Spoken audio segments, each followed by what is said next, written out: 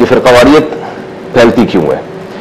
اختلاف تو صدیوں سے شیعہ سنی صدیوں سے چلے آ رہے ہیں اور اس طرح کی کئی تاریخ میں چند ایک لڑائیاں ہوئی ہیں, لیکن جو مستقل بیسس پر جو ہمارے ماضی میں ابھی جھگڑے ہوئے ہیں, میں ان کو بتا رہا تھا ابھی علامہ صاحب کو ہم سحری کر رہے تھے. اچھا. کہ میں بچپن میں ہمارے قریب میں امام بارگاہ تھا, ہم نے وہاں نمازیں پڑھی ہیں. اللہ اکبر. تو یعنی نماز کا مطلب اپنی پڑھی ہے نماز, لیکن جگہ نہیں مل رہی, مسجد دور ہے تو ہم چلے جاتے تھے. اچھی بات. اور شیعہ لوگوں کو بھی ہم دیکھتے تھے کہ ہماری مسجد میں آ کے نماز پڑھتے تھے.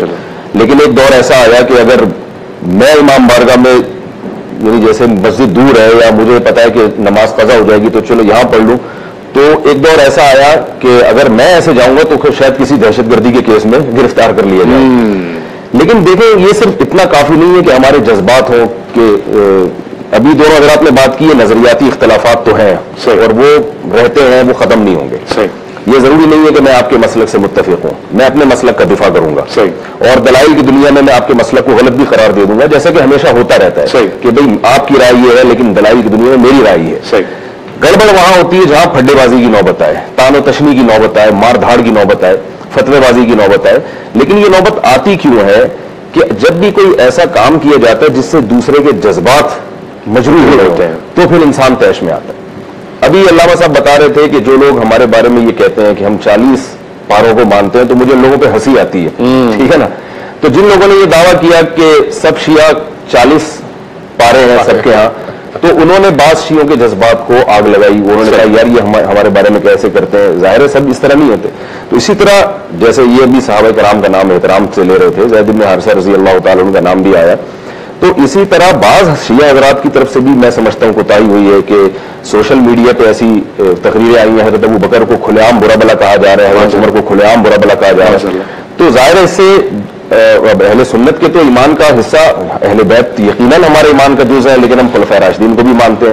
تو اگر کوئی ایسی جذباتی تقریر آئے گی تو ان کو بھی کنٹرول کرنے کی ضرورت ہے. بھائی اس سے تو سنیوں میں آگ لگے گی. اب ٹیلی ویژن کے چینلز میں یہ چیزیں نہیں ہوتی, یہ کنٹرول ہوتا ہے. اس میں زیادہ تر لوگ بھی اس طرح کے بلائے جاتے ہیں جو ذرا معتدل ہوں. آپ جیسے یہ تو میں معتدل ہوں نہیں, آپ تمام لوگ لے کر جانتے ہیں. لیکن سوشل میڈیا ایک ایسی چیز ہے, فیس بک, واٹس ایپ اور جو یوٹیوب وغیرہ, اس میں تو جو بیٹھ کے جو چاہے تقریر کرے. تو میں نے خود بھی ایسی تقریریں سنی ہیں بعض شیعہ حضرات کی جو حضرت ابوبکر کو برا بلا کہہ رہے ہیں, حضرت عمر کو. تو ظاہر ہے پھر اگر ہم چاہیں گے کہ ایک دسترخوان پہ کھانا کھائیں, یہ بڑا مشکل ہو جائے گا جو اس قسم کی تقریریں سنیں گے. تو ایسے لوگوں کو ہر مسلک میں ایسے علماء کو آگے لانا چاہیے جو یہ سمجھتے ہیں کہ بھائی کس حد تک یعنی ہماری تقریر برداشت کی جا سکتی ہے اور کون سی چیزیں ایسی ہیں جو بہت حساس ہیں, ان میں تو قتل و غارت تک نوبت آ سکتی ہے. آپ دیکھیں نا اوس اور خزرج کی نبی صلی اللہ علیہ وسلم کے دور میں لڑائی ہوئی, وہ عصبیت اور لسانیت کی بات چل پڑی تھی. تو عرب میں یہ جو عصبیت بہت تھی, قبائل پر فخر, تو جیسے یہ بات ہوئی ہے تو دونوں طرف سے تلواریں نکل گئیں. تو آپ صلی اللہ علیہ وسلم نے اس جنگ کو ٹھنڈا کیا. تو بعض موضوعات اتنے خطرناک ہوتے ہیں کہ ان پہ کسی بھی طرف سے اگر بات چیت ہوگی تو وہ ایمان کا ایک, پھر وہ غیرت کا اپنا جو ہے نا وہ اس کو مسئلہ بنا لیا جاتا ہے اور پھر اس پہ بڑا مشکل ہوتا ہے اتحاد. تو یعنی ضروری ہے کہ اگر آپ چاہتے ہیں ملک میں محبت کا ماحول پیدا ہو تو اہل بیت کا بھی احترام ہو اور دوسرے صحابہ کا بھی احترام نہ ہو, اور اگر احترام نہ ہو تو کم از کم توہین نہ ہو. کھلے عام ایسی تقریریں نہ ہو جس سے جذبات کو آگ لگتی ہو. سوشل میڈیا کو کنٹرول کیا جائے, اور یہ ہر مسلک کے علماء کی ذمہ داری ہے بڑوں کی کہ وہ اپنے ماتحتوں کو کنٹرول کریں. ذمہ داری ہے. میں بھی ان کے ساتھ بیٹھا ہوں, کچھ چیزیں میں نے ان سے ابھی سنی تو میں حیران ہوا کہ اچھا ایسا بھی ہوتا ہے, ایسا بھی ہوتا ہے. مثال ادھر میرا ایک ذہن میں تھا کہ شیعہ حضرات کی مسجدیں نہیں ہوتی, تو انہوں نے بھی بتایا کہ امام بارگاہ کے اندر مسجد الگ ہوتی ہے, امام بارگاہ الگ ہوتا ہے. تو ٹھیک ہے ہمارے مذہب میں امام بارگاہ نہیں ہے, لیکن اتنی تو ایک بیٹھ کے ایک بات سامنے آئی کہ امام بارگاہ مسجد سے الگ ہے. اور انہوں نے بتایا کہ چونکہ جو عورتیں مینسز میں ہوں وہ مسجد نہیں جا سکتی, تو ان کے لیے پھر امام بارگاہ بنائی گئی. مسجد اس سے بالکل ایک اس کے الگ ہوتی ہے. ایک کانسیپٹ کلیئر ہوا کہ اچھا ایسا ہوتا ہے, ہم کو کہتے تھے. انہوں نے بتایا کہ 40 پارے نہیں ہوتے بھائی, ساری دنیا 30 مانتی ہے. شاندار. ایسے ہی حضرت ابو بکر, حضرت عمر, حضرت عثمان, یہ بھی ہمارے خلفائے راشدین میں سے ہیں, اور جتنے صحابہ ہیں, امی عائشہ رضی اللہ تعالیٰ عنہ, ان کی برات تو قرآن مجید میں نازل ہوئی ہے. تو اس قسم کی تقریریں اگر کوئی کر رہا ہے شیعہ حضرات میں تو اس کو تھوڑا سا کنٹرول کرنا چاہیے کہ بھائی یہ مسئلہ ایسا جس پہ اہل سنت بہت جذبات میں آتے ہیں, تو اس سے ملک کا امن خراب ہوگا. دونوں طرف ضرورت ہے. اگر ہمارے ہاں کوئی ایسی تقریریں کر رہا ہے جو ایسے الزامات لگائے جا رہے ہیں جو نہیں ہیں, جو شیعہ حضرات میں وہ چیزیں نہیں ہیں, تو ہمارے حضرات کی ذمہ داری ہے کہ اس کو کنٹرول کریں. یہ آپ نے بغیر تحقیق کے کیسے الزام لگائیں گے؟ اور 4 آدمیوں کو دیکھ کے, جیسے دیکھ کے چاول ہوتے ہیں نا, 2-4 چاول چیک کر کے پوری دیکھ پر حکم لگا دیا جاتا ہے. تو کوئی مسلک ایسا نہیں ہوتا کہ 2-4 افراد کو دیکھ کے آپ نے پورے مسلک پہ ایک چیز کا حکم تھوپ دیا. یہ بدگمانی ہے, یہ جائز نہیں ہے. تو اس طرح سے میں سمجھتا ہوں یہ وہ مضبوط بنیاد ہوگی جس بیس پر ہم مختلف مکاتب فکر کے درمیان ایک جوڑ پیدا کر سکیں گے, محبت پیدا کر سکیں گے, جو ملک کی ایک بہت شدید ضرورت بھی ہے. بہت خوبصورت گفتگو رہی ہے. جی چند جملے اجازت ہے؟ جی بالکل. میں مفتی صاحب کو اپریشیٹ کرتا ہوں, سوال بڑی خوبصورتی انہوں نے اور اچھی گفتگو کی ہے. دیکھیں کچھ چیزیں ہوتی ہیں زمینی حقیقتیں, ان زمینی حقیقتوں کی طرف اگر ہم نہیں جائیں گے تو یقیناً غلط فہمیوں کا شکار ہوں گے. صحیح. مکتب تشیع میں یا اہل سنت کے مختلف مکاتب کے اندر بعض شدت پسند ہر جگہ ہوتے ہیں. صحیح. کیا یہ جو گزشتہ 30 سال میں پاکستان میں جتنی دہشت گردی ہوئی ان کا تعلق کسی خاص مکتب فکر سے تھا یا نہیں تھا؟ لیکن کیا اس پورے مکتب کو متعون کرنا کہ یہ مکتب دہشت گرد ہے یہ درست ہے؟ قطعاً نہیں. میں اس بات کی کبھی بھی کہا جائے کہ یہ دیوبندی دہشت گرد ہے, نہیں بھائی ایسا نہیں ہے. اسی طرح سے اہل حدیث کے حوالے سے کہنا کہ سب گستاخ ہیں, نہیں قطعاً ایسا نہیں ہے. ہو سکتا ہے 2-4 بندے ان میں سے نکلیں جو اس طرح کی زبان استعمال کریں, ان کو آپ مکتب کو مجموعی طور پر اس طرح کی بات کریں تو یہ قطعاً درست نہیں ہے. اسی طرح سے بریلویوں کے حوالے سے اگر یہ کہا جائے یا اہل سنت جن کو کہا جاتا ہے عامت المسلمین میں, ان کے حوالے سے یہ کہا جائے کہ یہ سارے بدعتی ہیں, نہیں بھائی ایسا بالکل بھی نہیں ہے. اسی طرح سے اگر اہل تشیع کے حوالے سے بھی ایسی بات کی جائے تو یہ بھی غلط ہے, بالکل ایسا نہیں ہے. میں آپ کو 2 مثالیں دیتا ہوں. جی. اس وقت نجف میں ہم چونکہ تقلید کرتے ہیں, اہل سنت حضرات ان 4 ائمہ تک ہی محدود ہیں, ہم ہر دور میں زندہ مجتہد کی تقلید کرتے ہیں. ٹھیک ہے, اس لیے اس تقلید کے لیے مجتہد کا جامع الشرائط ہونا ضروری ہے. آج کے دور میں 2 بڑے مجتہد ہیں ہمارے ہاں, ایک آیت اللہ العظمہ خامنئی ہے اور ایک آیت اللہ العظمہ سید علی سیستانی ہے. سید علی سیستانی عراق میں ہے, عراق میں اکثریت شیعوں کی ہے, لیکن اقلیت اہل سنت کے ہونے کے باوجود اور دشمن کی تمام تر کوششوں کے باوجود آج جب عراق کی صورتحال ایسی بنی کہ اس کی تباہی کی نوبت آئی, شیعہ سنی سب اکٹھے ہو گئے اور آج صورتحال یہ ہے کہ شیعہ سنی کے پیچھے اور سنی شیعہ کے پیچھے نماز پڑھتا ہے. سبحان اللہ. ٹھیک ہے, میرے پاس اس طرح کی تصویریں آج انہی افطار پارٹیوں کی موجود ہیں جہاں پر جب شیعہ علماء اہل سنت کی جامع مساجد میں گئے تو انہوں نے شیعہ علماء کو آگے کر دیا, خود پیچھے نماز پڑھی, اور اہل سنت جب شیعوں کے پاس گئے تو انہوں نے ان کے پیچھے نمازیں پڑھی. تصویریں انہی دنوں کی, یہ جو آج کل یہ دن گزر رہے ہیں. اچھا, وہاں پر اہل حدیث کا بھی ایسا ہی ہے. اہل حدیث کے بہت بڑے عالم دین ہیں شیخ مہدی سنیدی, ابھی انہوں نے جو فتویٰ دیا وہ پڑھ کے میں خود حیران ہو گیا کہ شیعہ علماء نے ایسا فتویٰ نہیں دیا جیسا فتویٰ انہوں نے دیا. اس کا مطلب یہ ہے کہ جب دشمن سامنے آتا ہے تو پھر چھوٹے اختلافات کو پس پش ڈال دیا جاتا ہے. لیکن کیا اس کا مطلب یہ ہے کہ اس معاشرے کے اندر بد زبان لوگ نہیں ہیں؟ نہیں, ایسا ہے, ہر معاشرے میں ہوتے ہیں. کیا ہمارے ابھی آپ یوٹیوب میں چلے جائیں, کیا دیوبندیوں کے اندر ایسے لوگ نہیں ہیں؟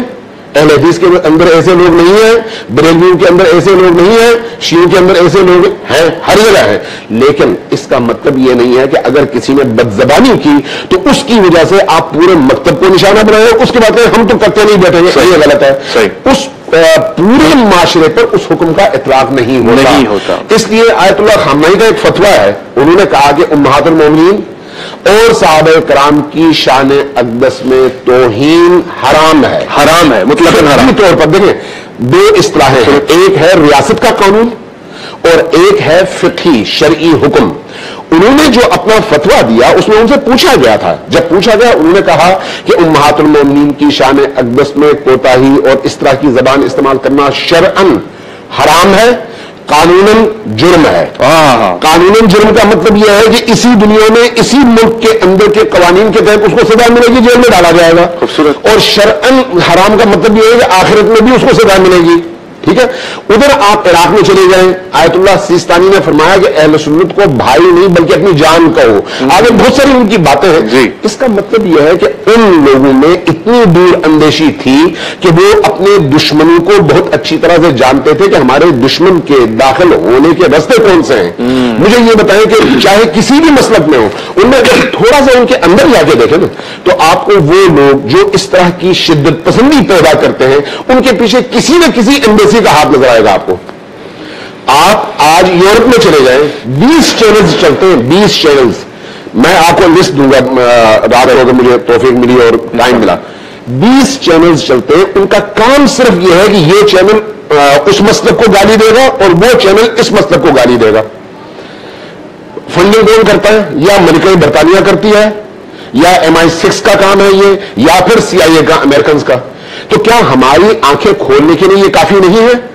ایک اب اگلی بات دیکھ لیں, ایک شیخ یاسر حبیب ہے ادھر برطانیہ میں. اچھا. اس کے پاس ایک بہت بڑا علاقہ ہے اور اس نے فدق کے نام سے ایک چینل کھولا ہوا ہے. اچھا. وہ ایسی گمراہ کن باتیں کرتا ہے جس سے واقعی معاشرے کے اندر آگ لگ جائے. اچھا. امہات المومنین کے حوالے سے اپنے آپ کو شیعہ بھی کہتا ہے. اب سارے شیعہ کہتے ہیں یہ بھائی MI6 کا ایجنٹ ہے, فنڈنگ وہاں سے ہوتی ہے. لیکن اگر آپ نہیں وہ چونکہ اس نے اپنے نام کیا شیعہ لگایا اس لیے ہم اس کی وجہ سے آپ سب کے خلاف ہیں, تو میرا خیال ہے آپ کی عقل پہ ماتم کرنا چاہیے. ایسا نہیں ہونا چاہیے. اب اسی یاسر حبیب کا ایک جملہ اس وقت جو ہے سوشل میڈیا میں اس کی اپنی آواز میں ویڈیو میں موجود ہے. وہ کہتا ہے کہ یہ جو ملکہ برطانیہ ہے یہ سیدہ ہے, آل رسول میں ہے, یعنی جو خود عیسائی ہے, مسیحی ہے, کلمہ اس نے پڑھا نہیں ہے.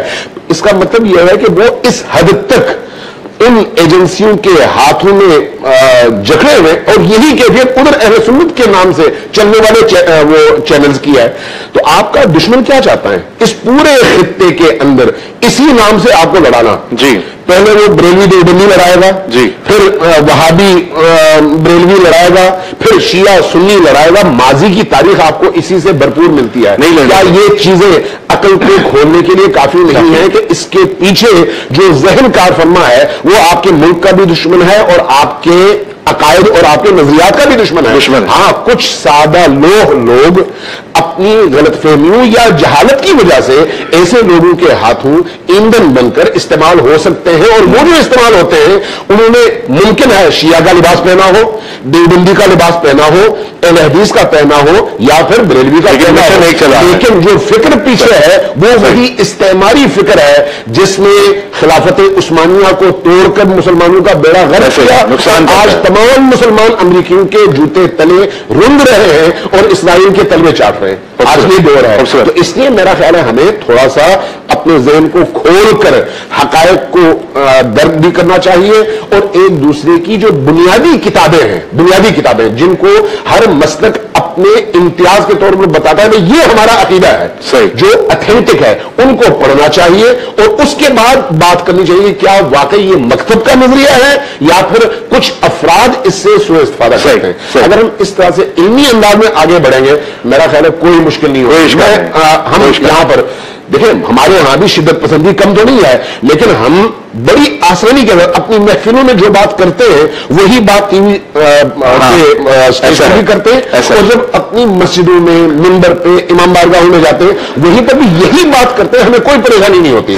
ہم جب اہل سنت کے پیچھے نماز پڑھتے ہیں تو یہ کہہ کر پڑھتے ہیں کہ بھئی ہمیں حکم یہ ہے کہ ہر صورت میں یہ کام کرو تاکہ دشمن کی سازشوں کو آپ ناکام کر سکیں. جب ہم اس حد تک اپنے ویژن کا اظہار کرتے ہیں تو اس کا مطلب یہ ہے کہ یہ پیچھے اس کے ایک عقیدہ کار فرما ہے اور دین کا درد کار فرما ہے. میرا خیال ہے اگر اس طرح سے ہم آگے بڑھے تو پھر یہ جو دیواریں ہیں یہ دیواریں صرف لکیر رہ جائیں گی, دیواریں نہیں رہیں گی, اور ایک دوسرے سے گلے ملنے کے ہم قابل ہوں گے, روادار ہوں گے, اور اسی طرح کی نسل جنم لے گی جو نسل آج آپ نے لاہور کے حوالے سے دکھائی ہے. میری دعا ہے کہ آئندہ اس طرح کی فضا مزید آگے بڑھے اور پیدا ہو انشاءاللہ.